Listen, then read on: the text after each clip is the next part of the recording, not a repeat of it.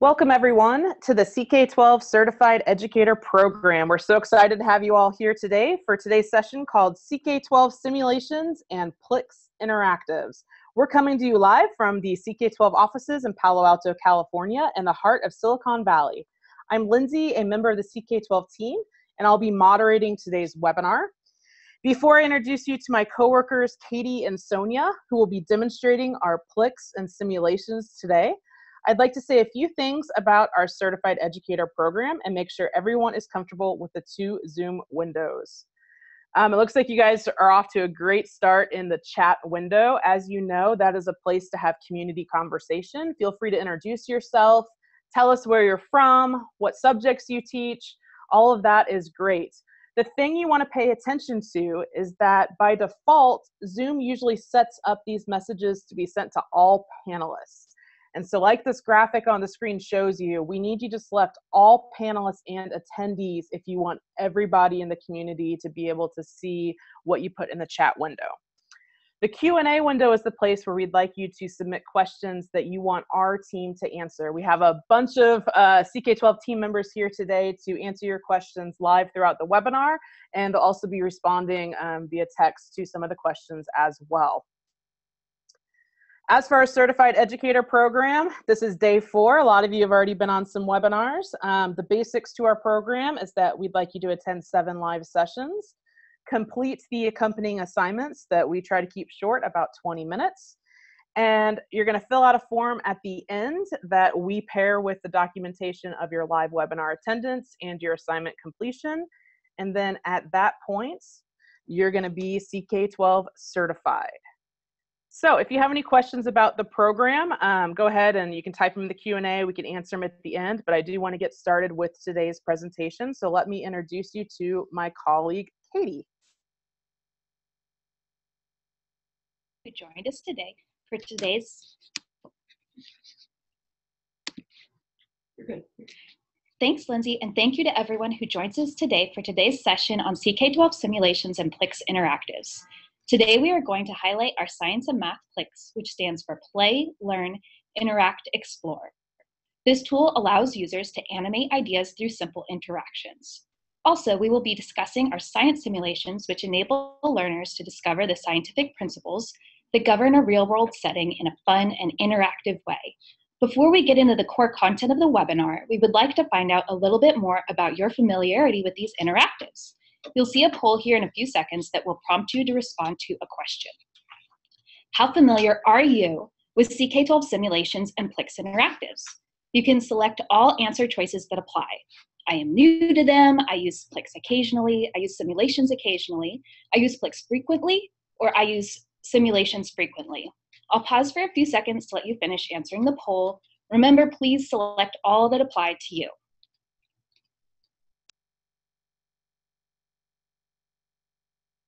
All right, Katie, we're watching some results come in. About 2/3 of you have answered. We'll let you select a few more. Again, this is really helpful for us just to know who our audience is today and how we can best structure these webinars for you. I think most of the results are in, so we're going to go ahead and end this poll, and we're going to share the results. Awesome, thank you so much. All right, so it looks like a lot of you are new to our interactives, so that's awesome. This is a great time for us to tell you all about them. Okay, so now let's move on and discuss PLIX. All right, CK-12 PLIX. In this first section of the webinar, I'll help you to get to know PLIX. We'll go over what a PLIX is, the structure of a PLIX, and how to find a PLIX. Plus, we'll also talk about ways to use a PLIX in and outside class, to differentiate instruction, and to start a conversation. Our goal is to get you ready to try a PLIX in your class, even in the first week of the school year. So, PLIX stands for Play, Learn, Interact, Explore. It's a visual learning modality that allows users to animate ideas in a concept through simple interactions. We have over 1,130 interactives, PLIX interactives, that span both math and science concepts and can be filtered by subject, keyword, concept, or standards. Also, PLIX, like everything else offered by CK-12, is free to all users. All you have to do is sign into PLIX to access them. After you've opened a PLIX, the first thing you do is read the description on the left. The description explains what the interactive is about and provides directions on how to interact with it. Next, we use the interactive by following the prompt and the instructions. In the interactive, you can explore the concept. If you need to start over, there is a refresh button at the bottom that you can use. After you've used the interactive, click the challenge button below the description. This opens up the challenge questions. The questions often build upon one another to help students reach a deeper understanding of the concept. The final question is a discussion question that you can use for a class conversation. This is a great place to think about differentiating learning by having students try the first few questions or work their way through to the higher level thinking and discussion questions. As a side note, anytime that we bring up a teaching strategy, we'll post a brief description in the chat window so you can see it there. We'll also send you a full list as a follow-up to this webinar. Along the toolbar at the top of the PLIX, you'll see that there are even more features. We will discuss more of these features as we go.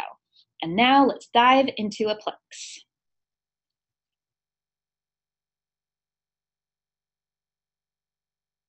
This PLIX is about lunar phases. The description of this PLIX includes a prompt on how to interact with it. Notice that it says to drag the red point. Moving the red point changes the phases of the moon in accordance with the labels on the slider. At the top right of this PLIX is an orange button to assign to class. You can assign PLIX to students in a CK-12 class group by clicking on that button. If you want to learn more about assignments, feel free to ask us in the Q&A window or check out our webinar groups and Practice 101. You can see the recording of yesterday's session on our program page or join us in July when we host it again. All right, so let's look at another PLIX for a second. Before we explore the PLIX itself, you can see in the top right the options to give feedback and adjust the size of the text by clicking the icons in the upper right corner of the screen. You'll notice that this PLIX is about rules for dilation, and it has the same description and prompt area, the simple interaction, and challenge questions. This PLIX uses two of the most frequently seen question types, multiple choice and select all that apply. If a student is struggling with a question, they can often find hints to help answer the questions. Let's see if we can open up a hint here. There we go. Note that if you get an answer wrong, you'll see the option to show the correct answer. All right, so let's try to get one wrong. I'm gonna answer a few of these correctly, but I'm not gonna select all the correct answers. So 3 out of 4 correct, and there's the other correct one. Once again, this is a learning, not an assessment tool. So students will be able to get immediate feedback and guidance when they answer a question.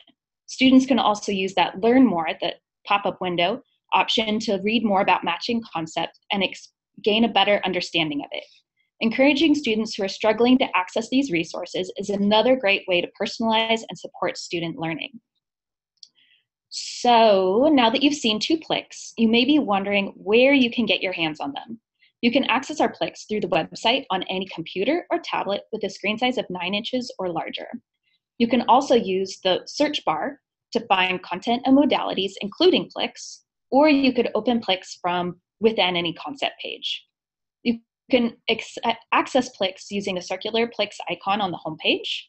Alternatively, you can jump directly to the PLIX browse page using www.ck12.org/PLIX.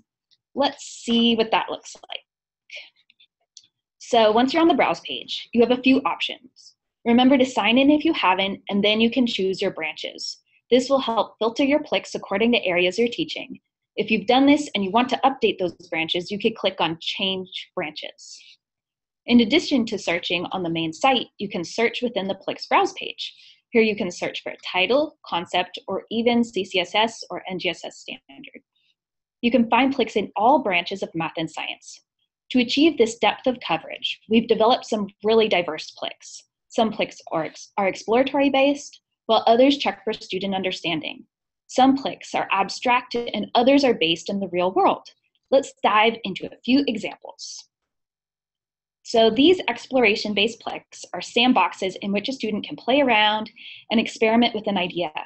In the distance between 2 points taxi cab distance PLIX, students explore 2 different ways to find distance between 2 locations. In the Ohm's law PLIX, students explore how Ohm's law affects the current in a circuit. A great teaching strategy would be to have students explore PLIX and then share their different experiences and what they learned with each other. In some PLIX, like these, students can get feedback to check their understanding of a concept. The structure of water PLIX allows students to rotate water molecules to form hydrogen bonds. In the law of cosines PLIX, students find the missing side lengths of triangles using law of cosines. These PLIX could be used as a review of a concept, so students could see how well they understand a concept before an assessment. All right, so let's look at some abstract PLIX.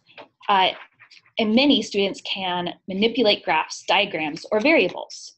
In this sine and cosine PLIX, students can explore how the values of trig functions relate to a given angle. In the refraction band gap PLIX, users change the band gap of a substance to see if a photon can fit through it. As a lesson, you could have students screenshot a few different states for a graph or a set of variables and explain what changed and how the change affected the graph or situation. So next, let's look at PLIX based in the real world. Some PLIX use real-world context to teach math and science concepts. In the Rainforest Diagram Quest PLIX, students can locate villages on a map using a scale. In the Rate of Dissolving Sugar PLIX, students observe what happens to a sugar cube in tea as the temperature changes. For these real-world PLIX, try having students brainstorm other applications of a particular concept or even design their own PLIX to address a concept. As you've seen throughout these PLIX, there are a number of different ways to have students work with and use PLIX. You could use them in class as a warm-up, exit pass, or to explore a concept. At home as a homework assignment, or the students can post answers to PLIX questions on CK-12. To differentiate instruction using challenge questions, learn more, and explorations. And also to foster conversation. The last question of each PLIX is a discussion question, and some lead to the PLIX Corner. So I've mentioned PLIX Corner a couple of times now. Let's discuss about what it is and how to find it. The CK-12 Cafe is a place where you can ask help and share with other users. Just click the link to the cafe at the top of the CK-12 homepage to get there. We're going to enter PLIX Corner, where users answer intriguing PLIX discussion questions. Here is a great example of a discussion in the PLIX Corner. The PLIX math question of the week was from Sets and Symbols, Size of Infinite Sets PLIX. You can assign the PLIX featured in a PLIX Corner post and have your students join this conversation and discuss their ideas with classmates and students around the world. One of the standards of mathematical practice is construct viable arguments and critique the reasoning of others. The PLIX Corner is a great place for students to discuss their reasoning about a topic. As participants of this webinar, you get an exclusive sneak peek at a future version of the CK-12 Geometry Concepts book. CK-12 is enhancing the book by adding interactives for students to explore concepts by hand, rather than just looking at diagrams. This section is on triangle sum theorem. In the first interactive, students can explore the dimensions and angles formed by the Bermuda Triangle. So you can see moving the points around, look at the angles change. Next, we have a class activity in which students tear off the angles of a triangle and align them to see they add to 180 degrees. The activity can be followed up with an interactive to summarize the experience. So here we're seeing the same thing. The last interactive introduces a 2-column proof of triangle sum theorem. So we're moving around the points. There we go. If you're interested in exploring a preview of the new Interactive Filled Geometry Concepts book before it is published, contact interactives at ck12.org. Have fun exploring our new interactives. All right, so I've told you a lot about PLIX. Now it's your turn to find a PLIX that you could use in your own classroom. Press escape to escape from the Zoom window, open up your internet browser, and go to ck12.org. For those of you staying on the Zoom window, you can watch me find PLIX on the CK-12 site. All right, so here we are at the CK-12 homepage. Time for your first challenge. we're going to navigate from the CK-12 homepage to the PLIX browse page. If it's your first time on the PLIX browse page, or if you're not signed into CK-12, you will be prompted with a tutorial on how to use PLIX. So you just scroll down the page, you find the PLIX icon, open it up, ta-da, there you are. Okay, now let's go back to the CK-12 homepage and try to find a PLIX within a concept page. As a geometry teacher, I would often start the year off reviewing points in the coordinate plane. So our second challenge is find the PLIX related to the concept of points in the coordinate plane. So we've returned to the CK-12 homepage, ck12.org. In the search bar at the top of the page, type in points in the coordinate plane.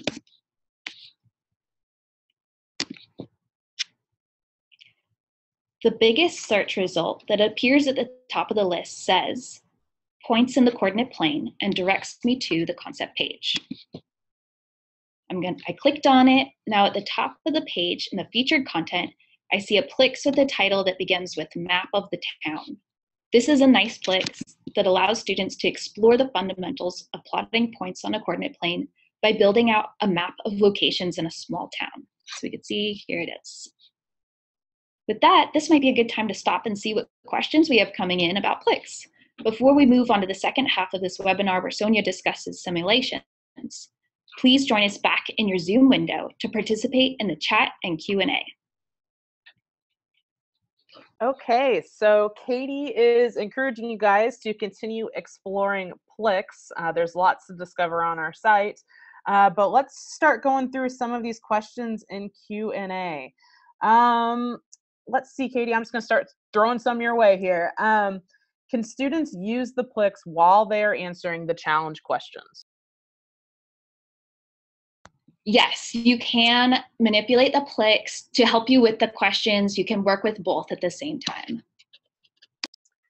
The next one is, will those interactives in the new book be able to be accessed in offline mode?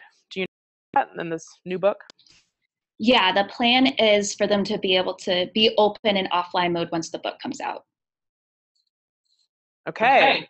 Question on how student, or about teacher. You mentioned a teaching strategy of using PLIX as an exit pass, and sometimes that's kind of teacher speak. Of what exactly do you mean by that? So exit pass is what I would call the little exercise you do at the end of the class. Some people call it exit slip, where you just use it as a summary of what was taught in the class that day to see who understood the concept, who still doesn't quite get it, so you know who to follow up with and who needs enrichment materials. Okay, and quite a bit of excitement surrounding this interactive geometry book.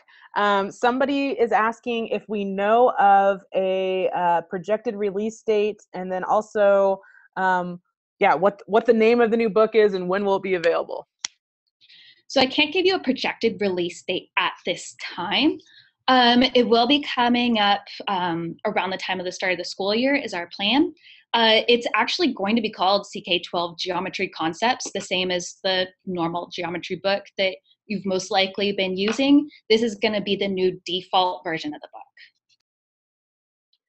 book.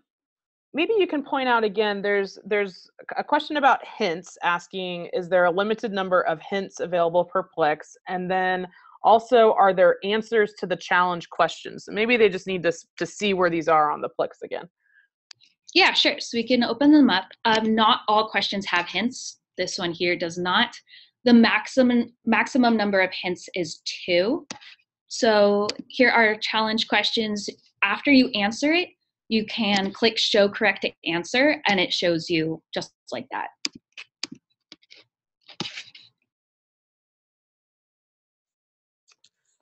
All right, seeing what else is here.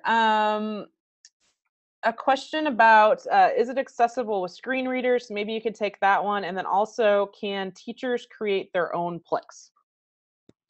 I don't have enough information right now to tell you about screen readers. At this moment, we don't have the option for teachers to build their own PLIX interactives, but if you want to submit your plans for a PLIX, we would be happy to discuss building one out with you that you could use with your class. So if you have a plan, you can send it to interactives@ck12.org. Okay, and then a question that I think comes up quite a bit about PLIX and how they work in relation to assignments or to LMSs. Maybe talk about, just a few ways, again, to get these in the hands of students. Sure. So we actually have an assignments button up here where you can assign to a class, and you can pick any class that you have. These are demo accounts, as you can see, but you could have period 1, 2, 3, assign a due date, and then in the you can track by student to see who has completed the number of questions, who's turned it in. Yeah, it's pretty standard.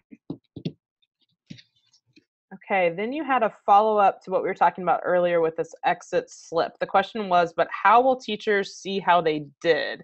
Does she walk, and then it cut off, I'm guessing, like, does teacher walk around the room and look at devices? Do you have any suggestions with that? So I know when I was doing exit passes, I would try to just get a snapshot in time where I would flip through these little pieces of paper that I used and get a quick idea. So yeah, you could run around and quick get a glimpse at what's happening on people's screen. Just looking at the picture of how they left the PLIX could tell you a lot about, maybe city center in this instance is in the complete wrong place. Students could send you a screenshot, or you could assign the PLIX to them, have them work through the questions and see who got stuck, who was able to complete them all, and just have a little follow-up discussion if you like. The last question on all PLIX is a discussion question. So if you want to end your class with, let me quickly get to it here. If you want to end your class with a discussion and see who is understanding a concept as a group, you can discuss the PLIX. So here's our open discussion in this one. How would rotating the coordinate plane 180 degrees clockwise about the origin change the coordinates of each of the landmarks? So sometimes to open the discussion questions take the concept of the PLIX and they bring it to the next level. So it's kind of like a higher level thinking question. Okay, so somebody says, I'm a little confused about these Sims and PLIX. Are they used separate from the Flex books, or are they incorporated as part of the book? So maybe talk about how this can be used to supplement a curriculum, and then if people wanted to get them into their Flex books, how they would do that. Sure. So these PLIX are not integrated in the books directly.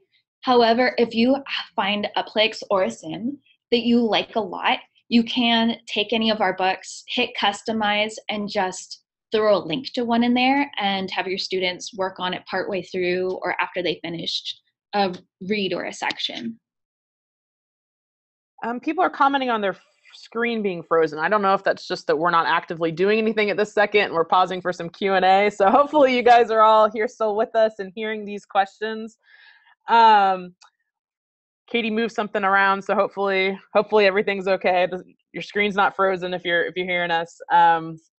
Maybe we'll take a couple more questions and then we're going to start talking about our simulations. So yeah, the screen doesn't seem to be changing. Okay, everyone's saying we're good now. All right, that's awesome. I don't know if we already talked about this. Katie, a question about why discussion questions in the PLIX don't offer a place to type in students' answers. And then after being completed, the PLIX activities are not marked on the report as completed. So maybe just a philosophy of what we're aiming for with those discussion questions. And then if you can remind people how this does interact with gradebooks. I know you said it wasn't an assessment tool, so. So a lot of the open discussion questions are really there just to get you thinking, to get students to get talking. We are working our way through the PLIX and making the open discussion questions links into the forum, PLIX Corner. So that way when students are there, they can discuss their answers with one another, and that's a place where they can type in their answers. Not all PLIX have that link right now. So yeah, if you would like students to be able to discuss their answers by typing out their answers, you can post it in a group or send it to them in another way. As for why the answers aren't showing up in the assignments, this isn't really an assessment tool. We don't want PLIX to be a high stakes kind of tool where students feel the pressure of getting things right or wrong. This is really just an exploratory based environment where students can take risks, see that they got it wrong, and learn from that. By design, you're not really supposed to feel that type of right or wrong pressure. Okay, I wanted to point out that I think it's Gina who just said in the chat window, I collect responses to PLIX challenge questions via my Google Classroom page. I create a poll or Google form in less than 3 minutes, so it saves time and I can reuse or share with other teachers. That sounds pretty awesome to me. So perfect. Thank you.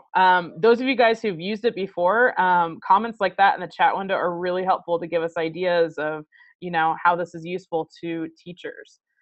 We're gonna transition here to our simulations portion of this webinar, but Katie's not going anywhere, and we're gonna continue to answer all of your questions, so keep using the Q&A window. But right now, I'm gonna take the screen back and share my screen again. So we just did some demoing in some Q&A. And now I would like to introduce to you another member of our team who works on our science content, Sonia, and she's going to be guiding you through our interactive simulations. Thank you so much, Lindsay, for inviting me to participate in this webinar, and thank you all for joining. I'm so excited to be here with you to discuss CK-12's interactive simulations. I will start by focusing on our collection of 120 simulations, which we at CK-12 lovingly refer to as Sims, and show you how to navigate the Sims browse page and to search for a particular sim. I will then help to familiarize you with the general structure of the Sims and highlight the many embedded Sim features and resources that you can use when teaching. I will share some ideas I have for using the Sims as an instructional tool in class or at home to differentiate instruction and to dispel some common science misconceptions. Throughout the presentation, we will be continuing to post these planning and teaching strategies in the chat window, so be sure to have that window open. My main goal, like Katie's, is that by the end of this webinar, you feel excited and equipped to use CK-12 simulations in your class this upcoming year. Pick one sim and experiment with it, even as early as the first week of school. All right, well, I used to be a classroom teacher, and this is an actual picture taken of a whiteboard in my physics class about 3 years ago. I spent my entire lunch period drawing this silly image for my students, trying to relate the law of reflection with what they see in a mirror. Thankfully, advancements in computer programming have led to something that was not available to me at this time: the ability to overlay a realistic physical scene with their scientific and mathematic descriptions in a much more compelling way. Here is an example of a CK-12 interactive simulation.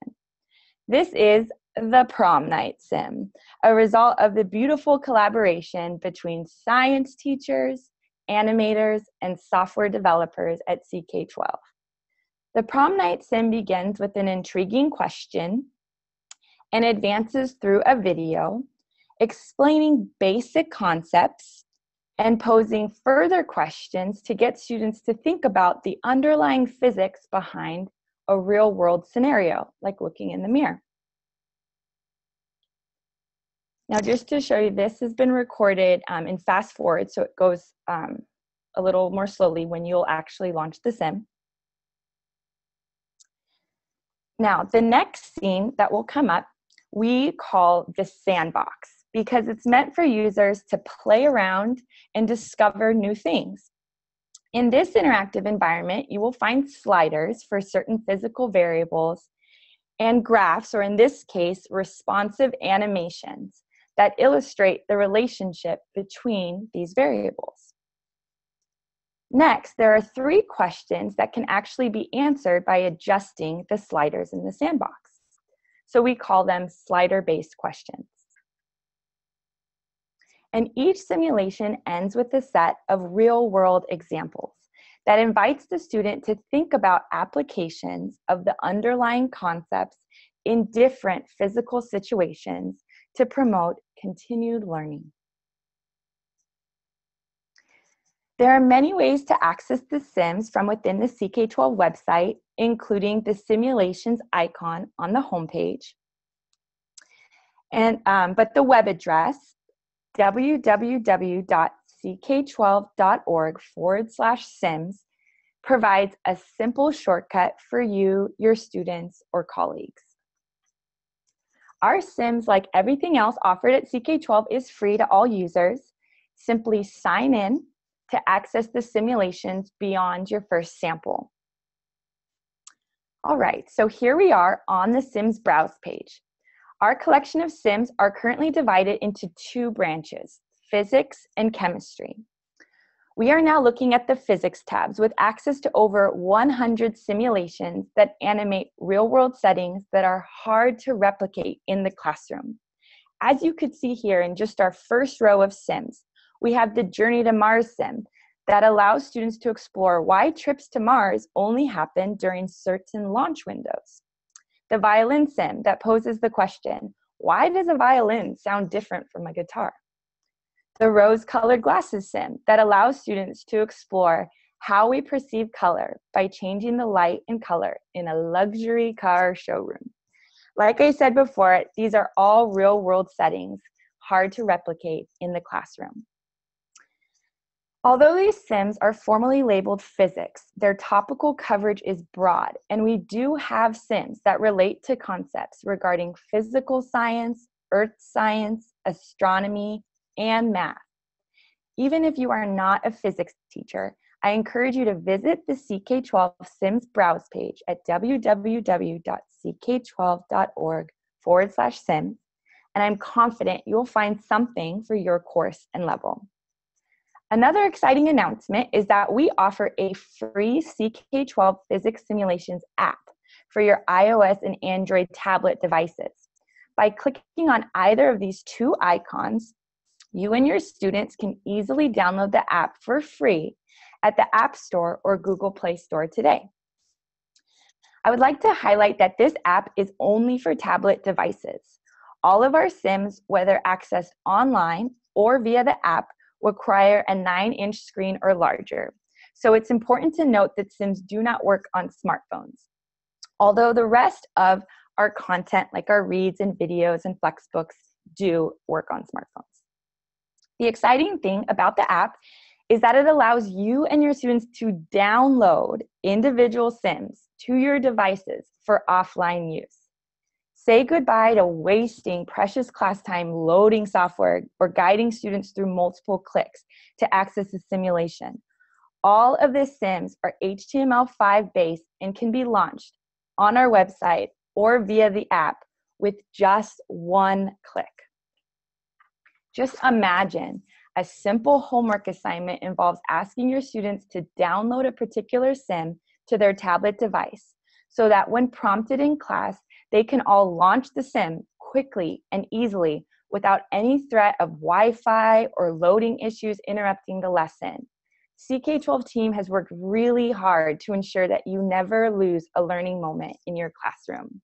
So I hope after this webinar, you go and download the app and explore. It's really amazing. All right, going back to the Sims browse page, I clicked on the second tab for the chemistry simulations, and this will give you access to our 13 recently released chemistry Sims that are still in the beta stage of development. So you're gonna see the beginning of the full structure you see for the physics Sims. These chemistry simulations all take place in compelling real-world settings and provide the microscopic explanations for macroscopic observations of the world around us. I hope you will also explore and experiment with using these newly released Sims in your classroom, and please provide us with your feedback on what you think and how it goes. There's a feedback button within the sandbox of every Sim. All right, so I'm gonna go back to the physics section of the Sims browse page, and I've scrolled down to the second row. Here you'll see the airplane Sim that allows students to manipulate the forces of flight, Cassegrain telescope, which explores how a telescope collects and magnifies light, and the Prom Night Sim, which we briefly previewed earlier about the law of reflection. Now, there are many ways to explore our entire sim collection and to find a sim for your particular class. You can simply scroll down, as I did. You can type keywords into that search bar there, or you can sift through our filters. You can filter the sims by concept, or you can filter by next generation science standards for both middle and high school.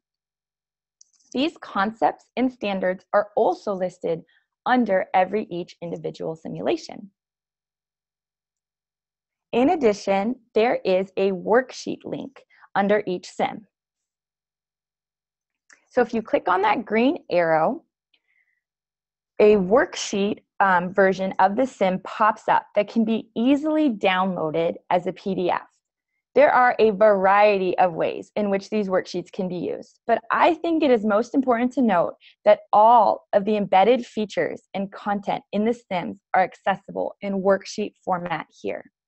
If internet is an issue at your school, or you'd like a handout that would help students in using the sims, or if your students just respond better to turning something in, these worksheet resources are currently available for all physics sims.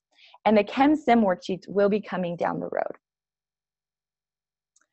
Okay, so now that we're a little bit more familiar with how to navigate through the Sims Browse page, let's discuss some of the features embedded in each sim and share some ideas for how you could use these features.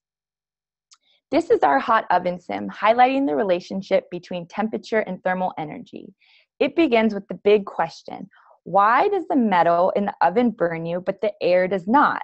A really intriguing question for learners of all ages.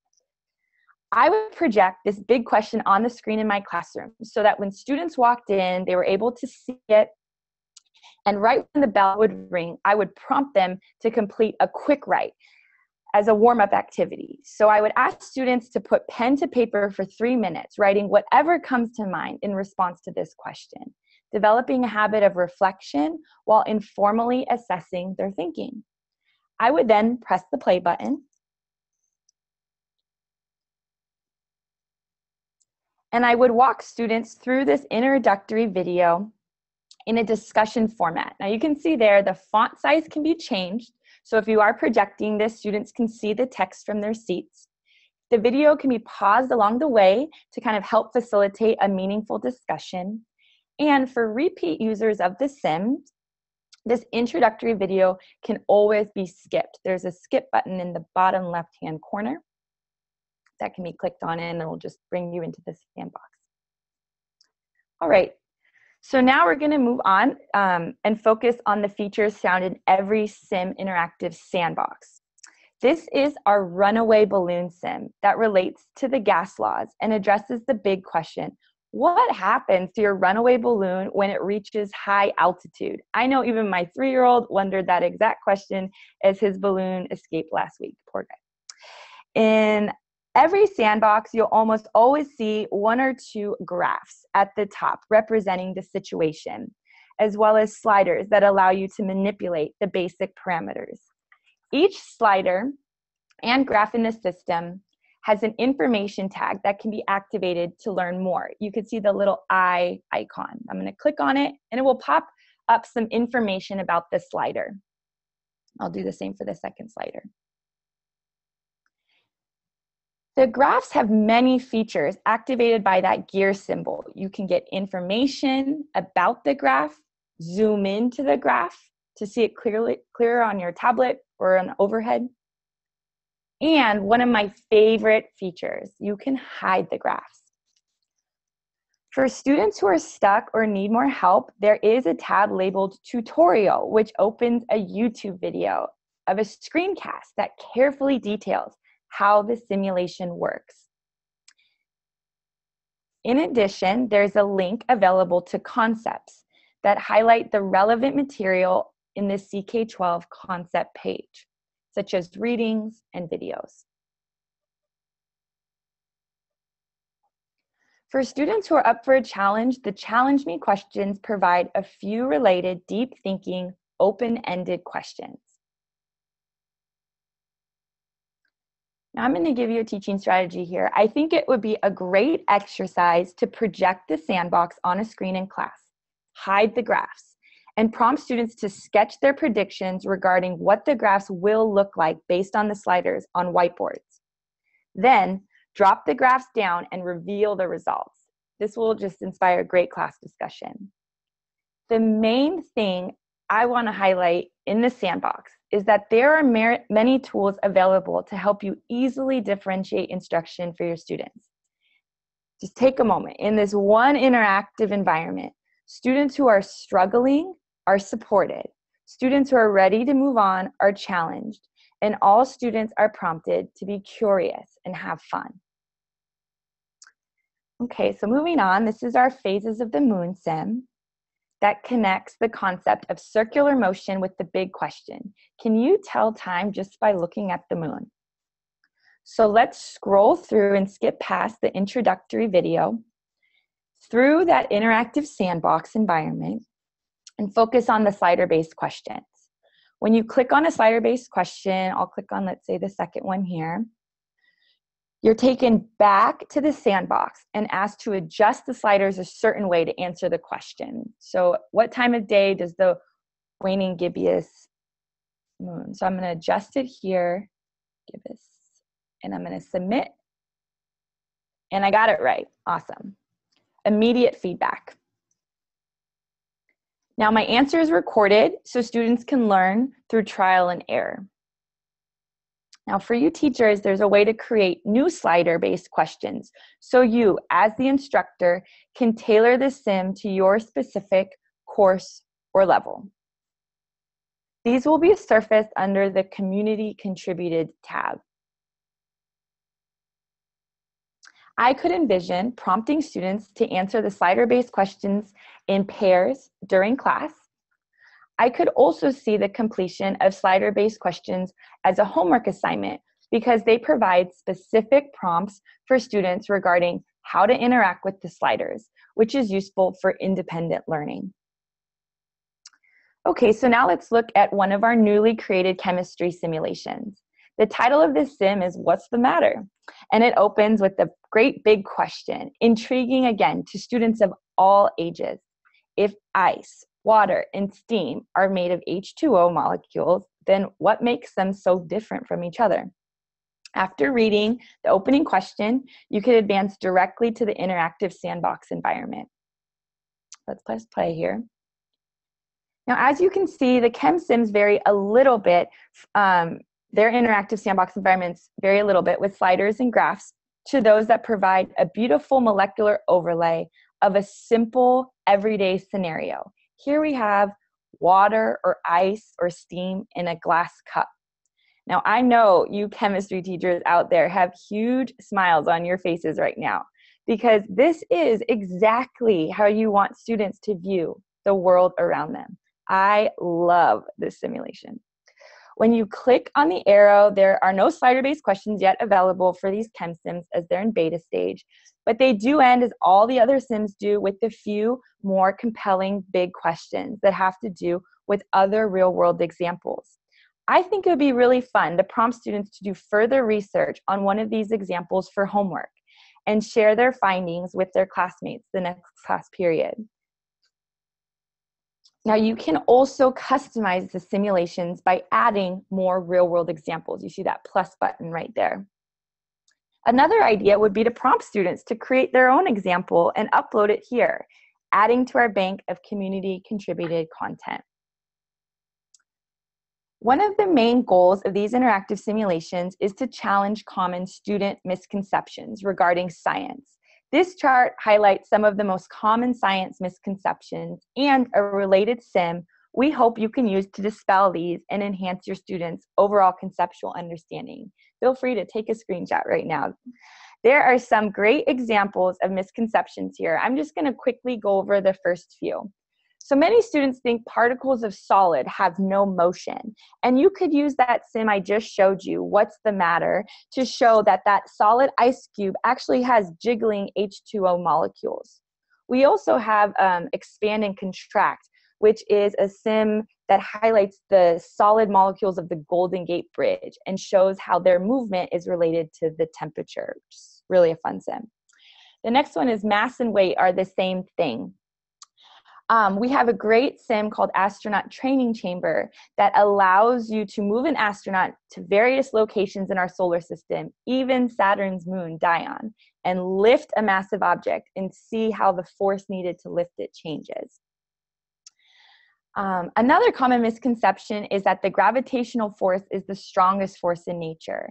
So we have a portrait gallery sim that starts with the question, if gravity is so strong, how does a picture remain hanging on a wall in static equilibrium? I think that would prompt a great class discussion.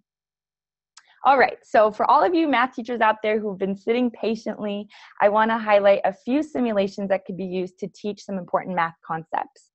We have the water fountain sim that has to do with projectile motion and can be used in a pre-calculus class to teach parametric equations, where the x and y variables are dependent on a third variable, time. We have the driverless car sim, so fun, a great way for students to learn about vector addition.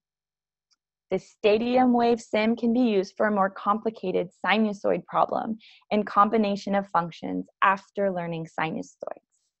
Lastly, at the crossroads sim can be used to teach conversions of systems of measurement, providing students with an opportunity to practice unit conversions across systems. Like I said earlier, although these sims are labeled physics or chemistry, there are many that can be used to highlight real-world applications connected to a variety of STEM concepts. So that's going to conclude my part of this Sims webinar. Here's a review of everything I just covered regarding the CK-12 interactive simulations. I really hope you'll sign in, download that free app, explore and experiment with using the Sims in your class that first week of school. As you know, because you are all awesome teachers, there is no better way to learn than to just simply jump in and try it out.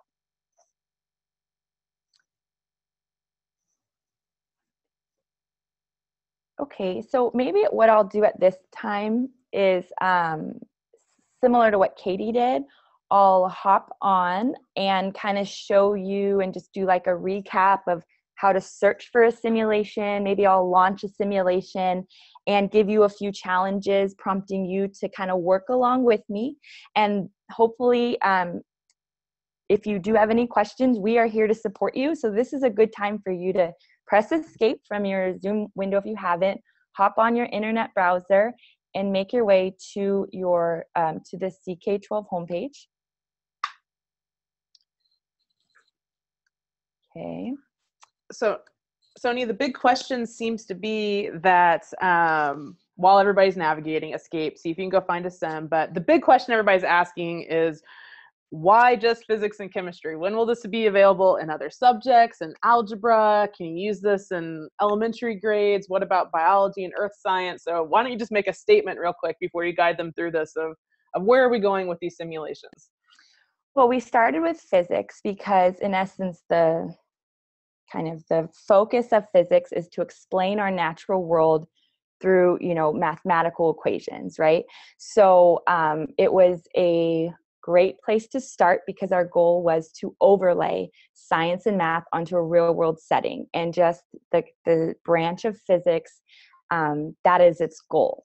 So that's where we started. And then we moved to chemistry because, again, chemistry is to describe what we see in the macroscopic world through this molecular level. So it just seemed like a natural, succession. Now, where we're going, CK-12 is going, to great places, but right now we are just focused on developing more of our chemistry simulations. So that is our plan right now.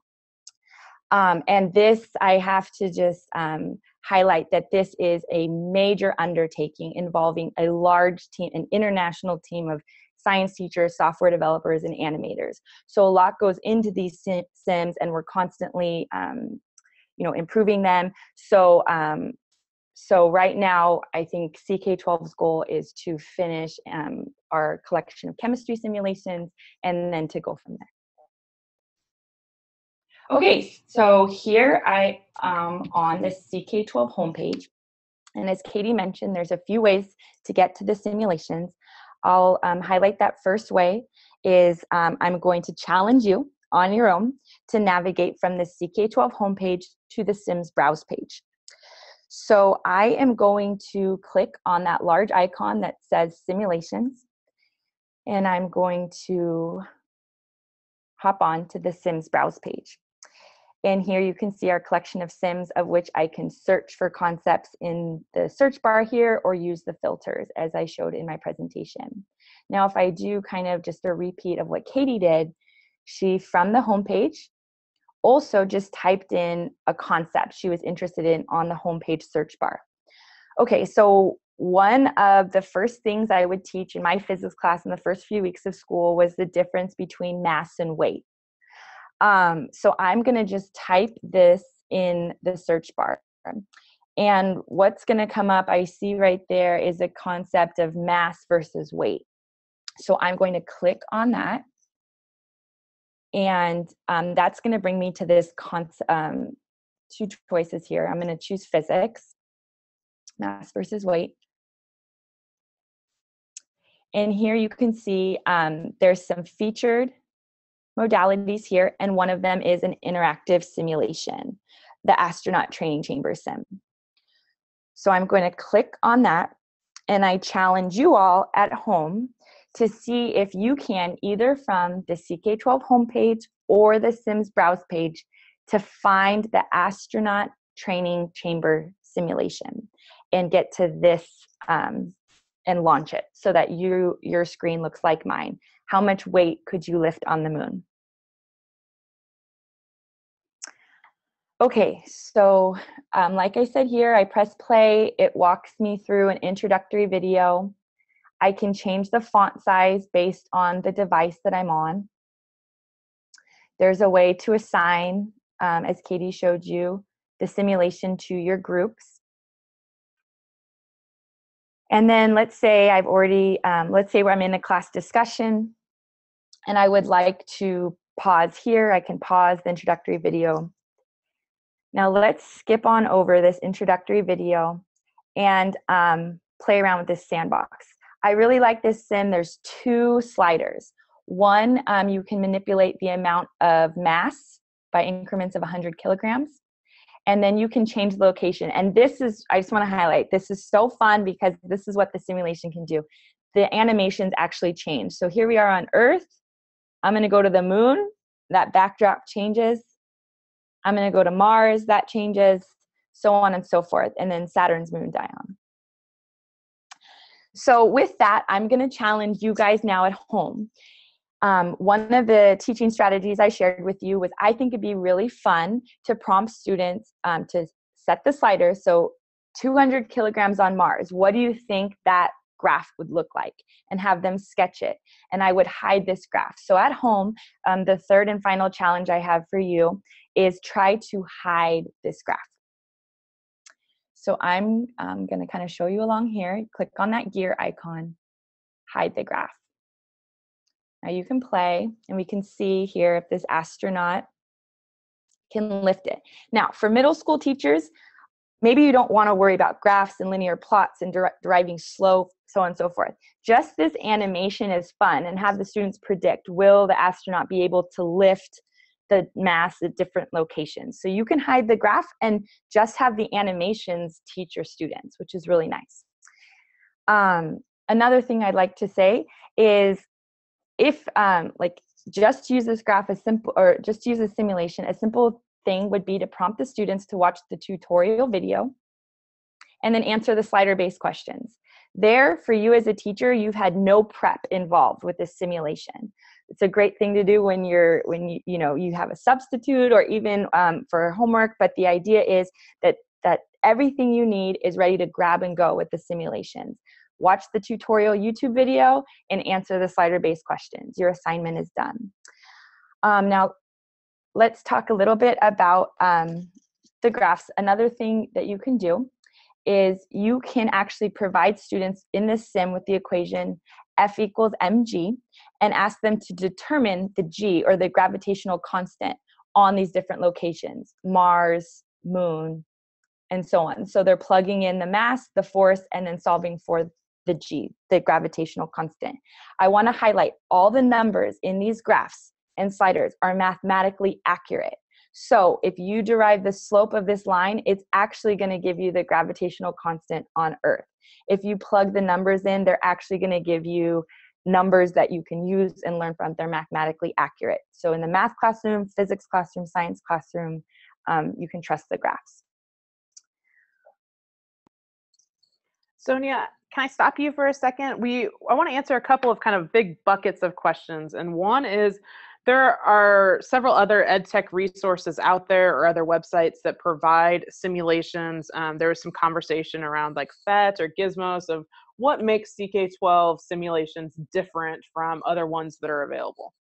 Okay, so I use PhET in my classroom, and I think, you know, they're different in the sense that, in my mind, they're more lab-based, and the science exists separate from the real world. So a lot of times it's in like a black box, or there's a lot of variables to manipulate.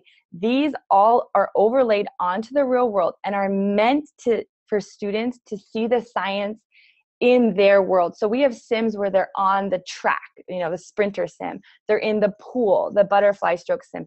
They're jumping on a trampoline in their backyard, so that when they leave the four walls of your classroom, where they think that's the only place science happens, and they walk out into the hall and they go to practice, or they go home, or they drive in their cars, that they're prompted to overlay what they learned in class, those equations, those graphs, those variables. They're prompted to put them onto those real world scenarios. So that's what I really think makes us stand out and really distinguishes our sims. Secondly, what I really like is this.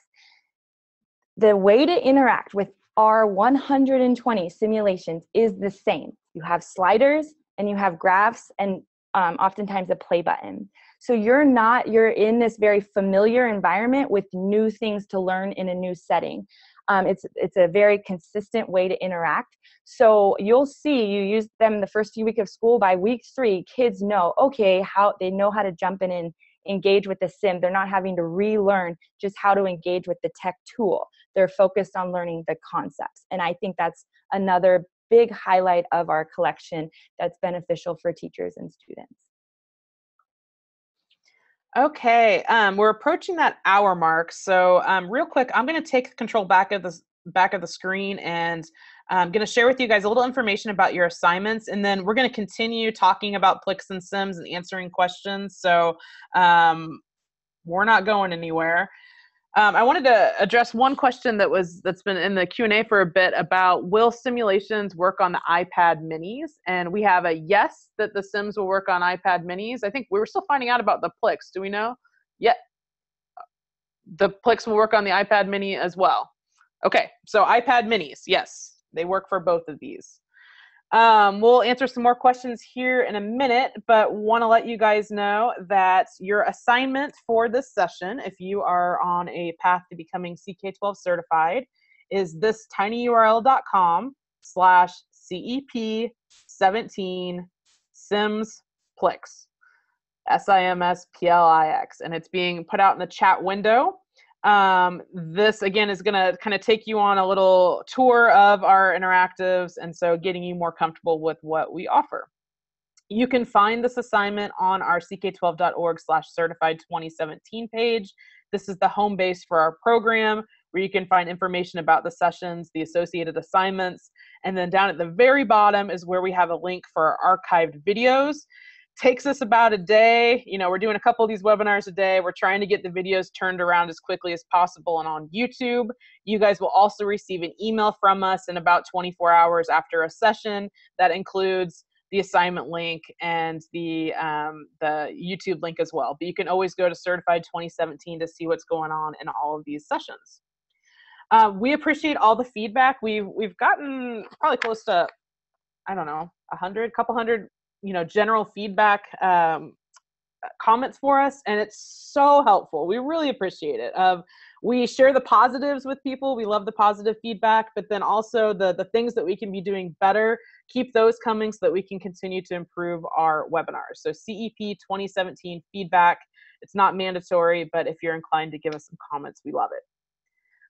Support at CK-12.org gets you general support from us. And then, of course, our Twitter activity has been awesome this week. So guys, continue to share your participation on Twitter or on any of the other socials at CK12 Foundation. So for you guys who need to head off, you're welcome to head off, but I really encourage you to stay around because I think we've got lots more to talk about with simulations and PLIX. So I'm going to kick it back over to Sonia here to kind of wrap up a few thoughts with simulations, but anything you want to know about simulations or PLIX, put it in the Q&A window. So Sonia, maybe you want to go back to sharing your screen.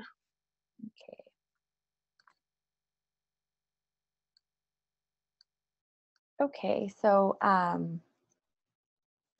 yeah, so really I hope that you were able to get on, find the Astronaut Training Chamber sim, and then like I said, my last challenge was for you to hide the graphs.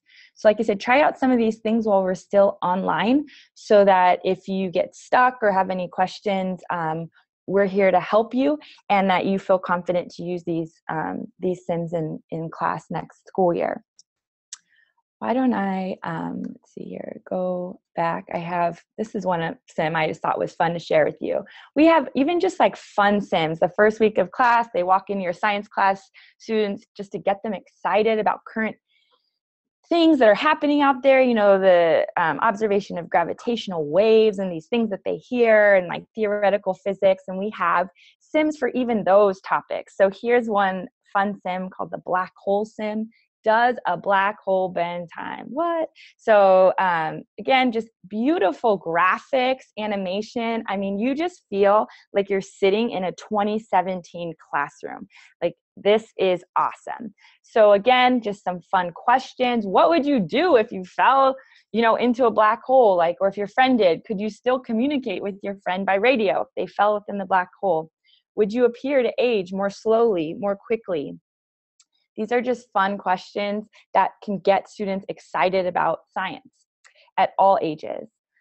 Just to show you again, to highlight our sandbox, there's hopefully you're even feeling familiar at this point in time. There's sliders, so you can change it to a clock or a space probe. And so let's say if I'm investigating time near the event horizon of a black hole, I can change the position of where I'm at. And you could see the animations right there. Uh-oh, my clock has disappeared into the black hole. So like I said, without graphs and math and these intimidating equations, students are able to explore things even involved in modern physics. And this is just a really fun sim, so the black hole sim. Okay, so a series of questions have come in for you, Sonia. I see many, if not all, the sims have a worksheet link attached. Are these extensions of a sim or the same questions from the sim? Great question. So the worksheet, why don't I pull up a worksheet just to show you? So here I am on the Sims browse page. I'm going to go and find the Astronaut Training Chamber sim just because I just showed you that pretty extensively. So I just typed in Astronaut and it pops up using the search bar on our browse page. So I'm going to then click on the worksheet. So you click on the little arrow and it's going to pop up. Now you guys saw the simulation. So here's the worksheet version. There's the title. This is kind of a short link, which is really nice actually to share, like Katie mentioned, if you want to embed it into a Flexbook or post it on your class website. This is one way. This link is a nice short link. I'll show you actually another way to share in a little bit. But you could see here, this is the sim in worksheet format. So here's that big question. How much weight could you lift on a moon? Here's actually the script of that introductory video. So all those prompts in paragraph form. Here is the sliders and the information contained in that info tag for all the sliders. And then here are the graphs. I provided you with blank graphs. So if you want students to, like I say, sketch their predictions or sketch what actually happened, or just kind of give them a framework for what the graph axes are, do some calculations, you have space for that here. And again, the info contained in the info tag of the graph. Here are the slider-based questions with their hints in written format, so they can record their answers, they can do some of their calculations. Those challenge me questions. Hey, need help? There's the link to our YouTube video right there. And then here's all of the real world examples. We've posed them as questions to kind of like continue that curiosity piece. And so there's 4 additional questions with a really brief description or answer, but these could all be further investigated and should be. And then 3 of the related CK-12 concepts. So, you know, there's assignments and practice and, like I said, reads and videos that we also have available for that. So that's what that worksheet looks like, PDF form and ready to be printed and used. Okay, a question about the physics app. And Sonia, maybe you know this, or maybe we need to get a tech person. Do you have to assign a simulation first as a teacher? I downloaded it and all I could see is a burger on a blue screen. Thank you. Okay, so the only thing I can think of there is the Sims app works on tablets. So it might be a screen dimension. You need a 9-inch screen or bigger. Just the rationale behind that is, as you can see in our sandbox, we have a lot of sliders and graphs, and you just wouldn't be able to interact with the sim in a meaningful way on a smartphone, in a smartphone size. So we require the tablet size. So that's the only thing. Otherwise, I would maybe contact a support person. But for that, what should happen is you download the Sim app, you sign in to your CK-12 account, you should see, what you will see is in essence the Sims browse page. So it will look very similar. Sorry, let me get to the Sims browse page. It will look very similar to here, the Sims browse page here. So this is like exactly what you will see. And then there will be a few little icons on the top right corner of every sim block where you can download to your device, or if you've already downloaded it, you can delete it from your device. Okay, then we had a question about what is last run in the drop-down menu under hide graphs, hide graph in a Sims. That's a great question. Thank you so much. Okay, so why don't let me see if I can, I might just go back since we're familiar with that astronaut training chamber one and I had 2 runs. Okay, so that's a great question. This allows you on the graph to compare 2 trials. So if you want to, let's say, lift a mass of 100 kilograms on Earth, press play, the astronaut's gonna try to do that, okay? And then it plots that. Now let's say I want to lift 500 kilograms, or let's do 100 kilograms on Mars, okay? So I'm gonna have the astronaut lift 100 kilograms, that same amount of mass on Mars. What's the force needed to lift it? What can happen is I can enable last run. Now that's gonna show me the force it took on the Earth versus the force it takes on Mars. So it's going to allow students to compare 2 trials. Now let's do the same thing with 500 kilograms. So here's 500 kilograms on the Earth. So you could see here, my graph is plotted. And then let's do 500 kilograms on Mars.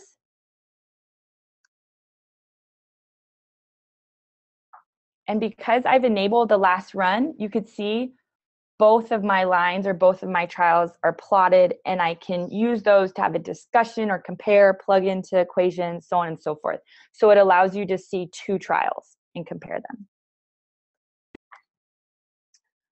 All right, we've had a bunch of questions again about assigning to classes, both PLIX and Sims, and then how this works with displaying students' progress, maybe what the teachers see on their end as far as is it a completion? You know, I know it was mentioned earlier that these aren't assessments. So I think, Katie, do you just want to kind of address again this idea of with what do teachers see with student progress and how do they assign these? Yeah, so a teacher can assign a PLIX to their class, and after it's been assigned, students can submit it after they've answered at least one question. And in the report, teachers can see the progress of the number of questions that have been answered. I hope that answers what you're looking for. Okay, with the simulations, it's my understanding that once the student progresses from the introductory video and enters into the sandbox and manipulates the sliders a few times, they get a completion for the simulation. Okay, Sonia, we had a suggestion. Do you know if we have a simulation, I guess it's a simulation, or maybe it's a PLIX, on the total eclipse of the sun? One is happening soon in the US. So do we have something on the total eclipse of the sun? Or if people have suggestions like these, how can they submit that to our team? We don't have a simulation on that. Maybe a PLIX. We are searching now. Is there a place where people can provide these suggestions? Yeah, so let me just show you. I believe you can still see my screen, and I love these suggestions. I actually, at a conference, talked with someone, and my colleagues talked with someone who said, oh, we'd really like an airplane simulation. There's, and we worked hard at CK-12 simulation to create something. So we do, and I know the same with the PLIX team. So we do love teacher feedback in that sense. So here you could see, let me just do it again. Right here on the top right-hand corner, there's feedback. And give us your valuable feedback. So type it there. You can even upload an image. And so something like that is definitely something we check, and our team reads it and we try to implement it. Yeah, and I'm gonna take the screen here, and I'll show you how I can look up a PLIX on total eclipse of the sun. So in the search bar on the browse page, I'm typing in the prompt, and you can see we have a number of PLIX related to eclipses, lunar eclipse, solar eclipse, eclipses, and then some other PLIX that are somewhat related. And we're going to click on solar eclipses here. It's loading up. There we go. So you can see the transit of Venus. In this one, you can move the Earth and Venus around the sun and watch the planets move on their orbital planes above. So I'm going to move Earth around, and you can move Venus around, and you can see the orbital planes.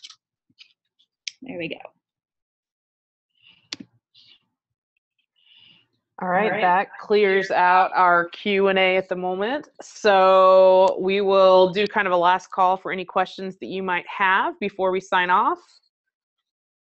You guys have had some great questions today. If you need any individual assistance, don't forget that we provide office hours on Friday. So as soon as tomorrow or over the next few weeks, you can go to that ck12.org/certified2017 to see our office hours available and sign up for a 30-minute time slot for us to give you some individual attention and answer anything you might need to know.